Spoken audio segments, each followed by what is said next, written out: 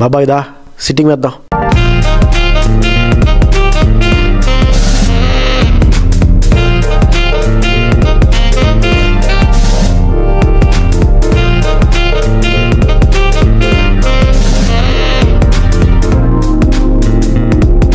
This is Vizag Fun Talks.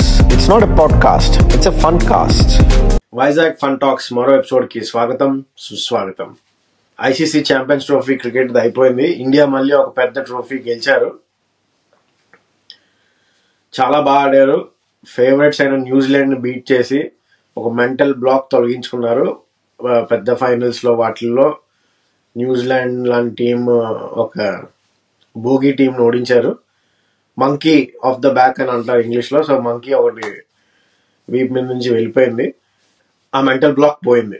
ఇంకా మిగతా అంతా గేమ్ గురించి అనాలిసిస్ చాలా పాడ్కాస్ట్లు అవి ఇవి అవుతూ ఉంటాయి. సో స్పిన్నర్స్ మధ్య కాంపిటీషన్ ఇది. అనుకున్నట్టుగానే శ్రేయస్ అయ్యర్ ఆ ఇన్నింగ్స్ ఆడితేనే ఇండియా విన్నింగ్ ఛాన్స్ ఉంటుందని నేను నా ముందు పాడ్కాస్ట్లో చెప్పాను. అలాగే అయింది, అలాగే గెలిచారు. ఇంకొంచెం బిగ్ ఇన్నింగ్స్ ఆడాల్సింది, కానీ 48 కూడా వెరీ క్రూషియల్ రన్స్ అది అక్కడ కొట్టడం. అది క్లుప్తంగా గేమ్ అనాలిసిస్ అయితే. కానీ ఈ పాడ్కాస్ట్లో మనం సెపరేట్గా మాట్లాడుకునేది ఏంటంటే, యాజ్ యూజువల్గా చాలా మటుకు కాంట్రవర్సీస్ అయ్యాయి. ఎంతైనా ఇండియా బాగా ఆడినా, బాగా పెర్ఫామ్ చేసినా దాన్ని కాంట్రవర్సీగా చేసి మన కష్టాన్ని, మన బాగా ఆడిన దాన్ని డైల్యూట్ చేయడానికి ఏవేవో చెప్తారు. ఒకే గ్రౌండ్లో మొత్తం టోర్నమెంట్ అంతా ఆడేశారు, పాకిస్తాన్కి వెళ్లాల్సింది, క్రికెట్ పాలిటిక్స్ మిక్స్ చేయకూడదు, ఇలాంటివన్నీ చెప్తుంటారు అన్నమాట. వాటికి కౌంటర్గా నేను ఈ ఎపిసోడ్లో ఇప్పుడు గెలిచాం కాబట్టి మాట్లాడచ్చు, అందుకని ఎక్స్ప్లెయిన్ చేస్తాను కొన్ని లాజిక్స్, నా లాజిక్స్. మొదలు పెట్టాలంటే మనం వరల్డ్ వార్ 2 తర్వాత మొదలు పెట్టాలి. యాక్చువల్గా వరల్డ్ వార్ 2 తర్వాత ఏమనుకున్నారంటే, ఏ దేశం ఇంకో దేశాన్ని అటాక్ చేయకూడదు అని ఒక రూల్ పెట్టుకున్నారన్నమాట. సోవరెన్ స్టేట్ ఏది, సోవరెన్ స్టేట్ని అటాక్ చేయకూడదు, అప్పుడు వార్స్ అవ్వవు అని. అంతా బాగానే ఉంది. కానీ ఎవరైతే ఈ రూల్ పెట్టారో వాళ్ళు మాత్రం ప్రతిసారి ఉల్లంఘిస్తూ వచ్చారు. వాళ్ళకి కావాల్సినప్పుడు వేరే వాళ్ళ మీద అవి ప్రయోగిస్తూ ఉల్లంఘిస్తూ వచ్చారు. ఇండియాకి పాకిస్తాన్కి 4 వార్స్ అయ్యాయి. ప్రతిసారి పాకిస్తాన్ ప్రొవోక్ చేసి అటాక్ చేసింది ఇండియా. సో న్యాచురల్గా ఆ వరల్డ్ ఆర్డర్ రూల్ అనేది బ్రేక్ చేశారన్నమాట. మనం ప్రతిసారి డాసియర్స్ అవి పంపిస్తూ ఉంటాం, అవి చేస్తుంటాం, కానీ వాళ్ళు ఇగ్నోర్ చేస్తుంటారు.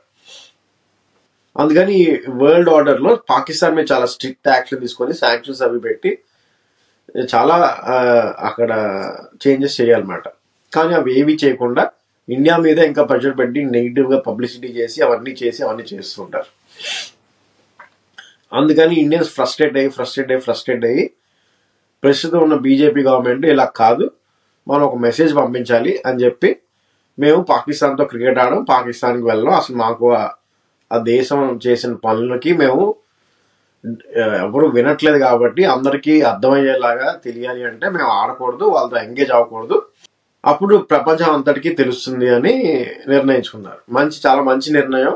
ఎందుకంటే మనది చాలా పేద దేశం, ఎంతో కష్టపడి ఇండిపెండెన్స్ వచ్చి బ్రిటిష్ వాళ్ళు అంతా దోచుకున్న తర్వాత కొంచెం మెల్లగా ఎదుగుతున్న ప్రతిసారి వార్ అవుతూ ఉంటే ఇంకా పావర్టీ ఇంక్రీజ్ అవుతుందన్నమాట. అందుకని అది మనం చాలా గుర్తుపెట్టుకోవాలి. పేద దేశం ఎదుగుతుంటే తొక్కేస్తున్నట్టు ఉంటుంది వార్. సో అది అందుకు వాడతారేమో కూడా అనిపిస్తుంది. ఎవరైతే ఆ రూల్ పెట్టారో ఆ రూల్ వినట్లేదు, వాళ్ళు యాక్షన్ తీసుకోవట్లేదు కాబట్టి మనమే జాగ్రత్త పడి యాక్షన్ తీసుకున్నాం. అందుకు ఇది ఆడట్లేదు, మెయిన్ లాజిక్. ఇంకోటి ఏంటంటే, ఈ వచ్చే డబ్బుల వల్ల కూడా ఆ పాకిస్తాన్ క్రికెట్ ఏదైతే ఉందో అది ఎవరైతే కంట్రోల్ చేస్తున్నారో, ఐఎస్ఐ అవనివ్వండి, ఎస్టాబ్లిష్మెంట్ అవ్వండి, ఆ వచ్చిన డబ్బుల్ని ప్రాఫిట్ని మళ్ళీ వేరే ఇల్లీగల్ యాక్టివిటీస్, ఇన్ఫిల్ట్రేషన్ వాటికి వాడుతున్నారు. సో అవన్నీ ఎకనామికల్గా ఇంకా చెవిటి వాళ్ళకి వినబడేటట్టు, వాళ్ళ భాషలో అర్థమయ్యేటట్టు చెప్పాలి అని అంటారు కదా పొలిటికల్గా, ఆ భాషలో చెప్పడానికి మనం పాకిస్తాన్తో ఎంగేజ్ అవ్వట్లేదు ఎటువంటి వాటిల్లో. అప్పుడేంటి ఆర్గ్యుమెంట్, పాలిటిక్స్ క్రికెట్ మిక్స్ చేయకూడదు అంటున్నాడు. అప్పుడు డబుల్ స్టాండర్డ్ ఏంటంటే, ఇందులో రష్యా యుక్రెయిన్ అటాక్ చేసిందని రష్యాని మనం రష్యాని ఆ వరల్డ్ ఆర్డర్ బాసెస్ ఎవరైతే ఉన్నారో వాళ్ళు ఒలింపిక్స్లో, ఫుట్బాల్ వరల్డ్ కప్లో వాటిలో ఆడనివ్వలేరు. ఎందుకు? ఈ వరల్డ్ ఆర్డర్ రూల్ బ్రేక్ చేశారు. ఒక కంట్రీ ఇంకో కంట్రీని అటాక్ చేయకూడదు అని రూల్ బ్రేక్ చేశారని చెప్పి ఇది చేశారు అన్నమాట. వాళ్ళు ఆ స్టాన్స్ తీసుకొని పాలిటిక్స్ అది మిక్స్ చేయకుండా ఉంటే పర్వాలేదు, కానీ మనం చేస్తే తప్పు. మనం చాలా పేద దేశం, ఇప్పుడిప్పుడే కొంచెం కొంచెం ఏదో చిన్నదో ఇది వచ్చింది. మనకున్న ఒకే ఒక్క గ్లోబల్ స్టేజ్లో మనకున్న ఒకే ఒక్క voice cricket.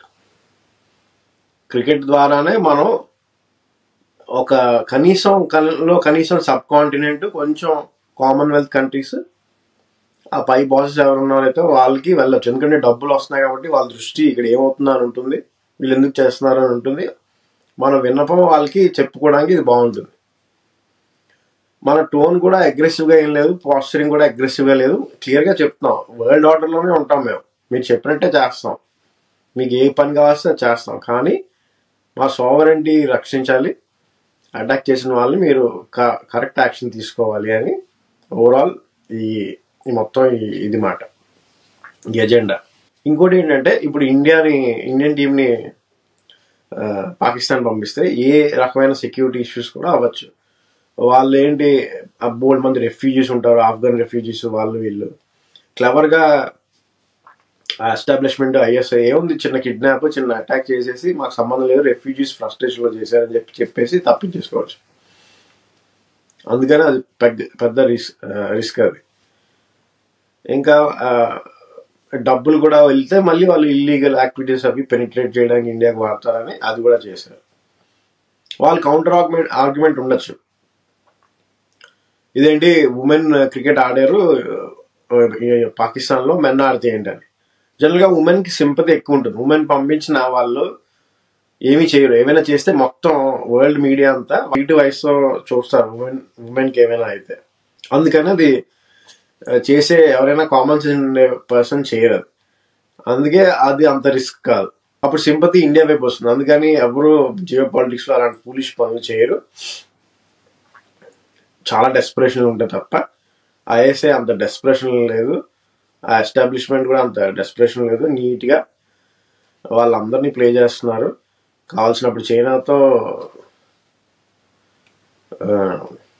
Osama bin Laden ఏమో వాళ్ళు మిలిటరీ కాంప్లెక్స్ పక్కనే ఉన్న మొత్తం అమెరికాని అంతా వెతికించారు. సో అలాంటి పనులు వాళ్ళు చేయగలరు. అలాంటి వాళ్ళని ఎలా నమ్మి ఎలా పంపిస్తాం. అందుకని చాలా మంచి నిర్ణయం తీసుకున్నారు. ఇంకా కొంతమంది ఇంకా అనొచ్చు, అయినా సంబంధం లేదు, పాలిటిక్స్ అది మిక్స్ చేయకూడదు అంతే. మన పాలిటిక్స్ అవి మిక్స్ చేస్తే చాలా లో మెంటాలిటీ, మీ మెంటాలిటీ తెలుస్తుంది, అది అంత చీప్ పీపుల్ అనేది అని తెలుస్తుంది. కానీ ఎక్కడో కాకుండా క్రికెట్లోనే పోయి వస్తే, రష్యా ఒలింపిక్స్ అవే కాకుండా క్రికెట్లోనే ఇప్పుడు ఆఫ్ఘనిస్తాన్తో ఆస్ట్రేలియా ఆడడం, ఇంగ్లాండ్ ఆడడం, న్యూజిలాండ్ ఆడడం, వాళ్ళని హోస్ట్ చేయం అని చెప్పి క్రికెట్ పాలిటిక్స్ మిక్స్ చేస్తున్నారు. అక్కడ మళ్ళీ వేరే స్టాండర్డ్. అందుకని మా ఓవరాల్గా ఏంటంటే ఈ డబుల్ స్టాండర్డ్స్ మాట. వాళ్ళకి కావాల్సినప్పుడు వాళ్ళ రూల్స్ వాళ్ళు పెట్టుకొని వాళ్ళు ఏమైనా చేసినా పర్వాలేదు. మనకు కావాల్సినప్పుడు మనకి కొయ్యో మొర్రో బాబు మేము పేద దేశం, మేము ఇప్పుడు ఎదుగుతున్నాం, మాకు చాలా ఇబ్బంది వస్తున్నది, ఎవరైనా మొర ఆలకించండి అంటే పోయి ఆలకించరు. ఆలకించే విధానంలో చెప్పితే తప్పు. అంటే వాళ్ళు ఏం చేస్తే అది మనం భరించాలి, పడాలి, ఉండాలి. అది వరల్డ్ ఆర్డర్, మన లెవెల్ అది అనే టైప్లో ఉంది. ఈ ప్రస్తుతం ఉన్న గవర్నమెంట్ అది కొంచెం రియాక్ట్ అవుతున్నారు అన్నమాట. చేసి బాబు అని నలుగురికి తెలిసేలా చేస్తున్నారు నిజం అనేది, అంతే. అంతకుమించి ఇంకేం లేదు. దానికి కూడా వీళ్ళందరికీ నిజం బయటకు వస్తున్నదని ఇబ్బందిగా ఉంది. ఆ డబుల్ స్టాండర్డ్స్, ఆ హిపోక్రసీ బయటకు వస్తున్నది చాలా ఇబ్బందిగా ఉంది అందరికి. నా ఒపీనియన్ అది. ఒక కామన్ మ్యాన్గా, ఒక అన్ని ముందు నుంచి చూస్తున్న వాళ్ళుగా, హిస్టరీ కొంచెం చదివి తెలుసుకున్న దానిలో ఇండియన్ పర్స్పెక్టివ్లో ఇది అవుతుంది అనేది నా అభిప్రాయం. అది ఎపిసోడ్. మరోసారి కంగ్రాచులేషన్స్ చెప్తున్నాను ఇండియన్ క్రికెట్ టీంకి.